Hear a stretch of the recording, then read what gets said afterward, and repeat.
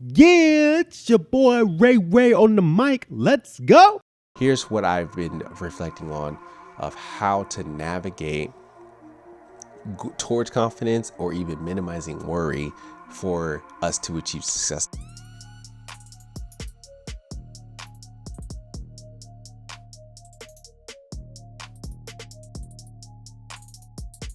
The first one being is that we got to focus on our game. Focus on what makes us. What makes you you? What is your game? What are the things that you know you can do well, that gives you life, that gives you joy, that gives you that gives you that where you got that sense of confidence before? Because the way that you show up is very different than the way that somebody else shows up. So don't worry about them. We're focused on you. What is your game, right? The second thing is to remember your training.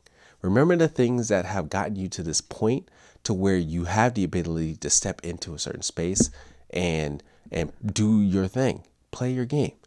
You've done the work prior to this point.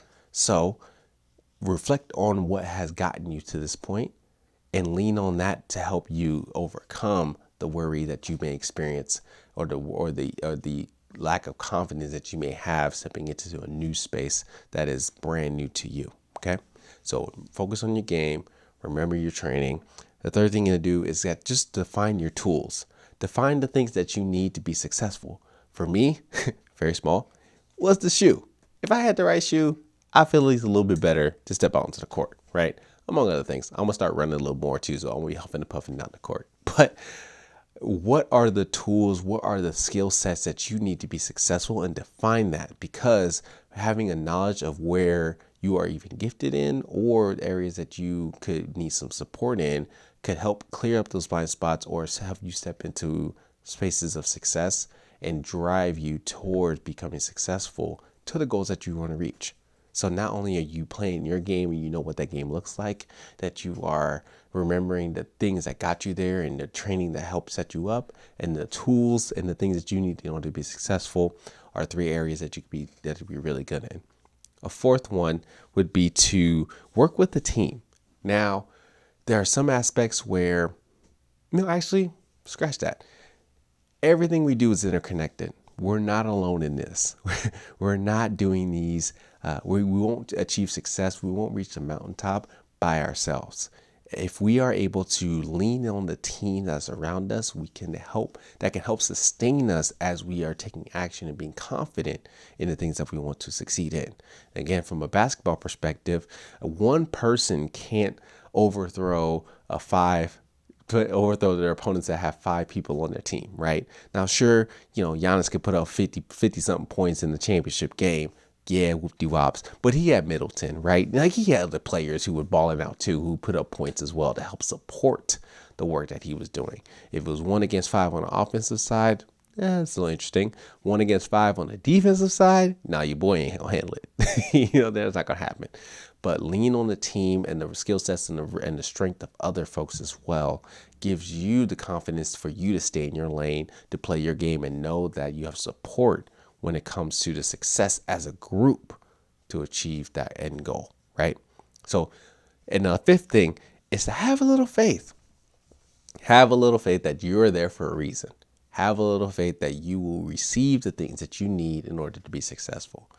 There's a story in Matthew. I'm a man of faith, so I read the Bible. In Matthew, Jesus talks about, don't worry about the sparrows. Don't worry about them. They got food.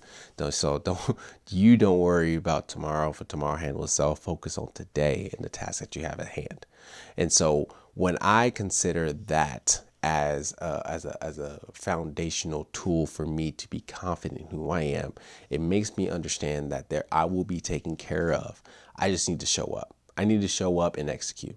And I need to show up and trust that what's happening around me is happening for a reason, and that I'm there for a purpose, and I have these skill sets, and I have the talent, and I have the knowledge and the wherewithal to take action in that and see and achieve success as a group, right? Not just for me, but as a group.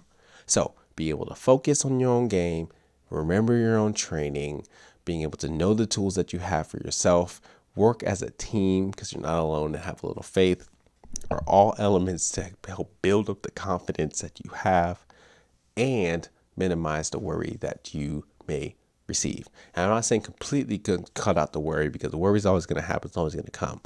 But it's on us to remind ourselves, what are the things that will support us as we move forward, and even through the worry or through the fear, still see success and triumph at the end of the day.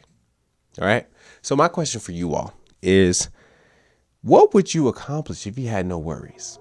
If you had no worries or very minimal worries, how confident would you be? What would be the things that you would accomplish, right?